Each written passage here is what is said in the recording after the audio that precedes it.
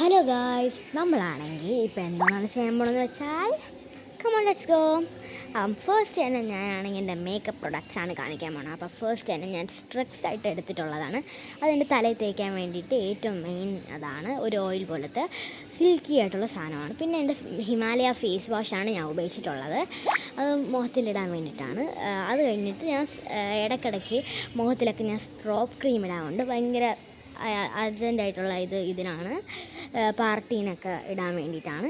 ഞാനാണെങ്കിൽ നിങ്ങൾക്കത് കാണിച്ചു തന്നിട്ടുണ്ട്. അപ്പം നെക്സ്റ്റ് ഞാനാണെങ്കിൽ യാഡ്ലി പൗഡറാണ്. യാഡ്ലി പൗഡർ അത് ഞാൻ സാധാരണ മുഖത്തിൽ അപ്ലൈ ചെയ്യും. പിന്നെ മാറ്റയുടെ ലിപ്സ്റ്റിക്ക്, അത് റെഡ് കളറാണ്.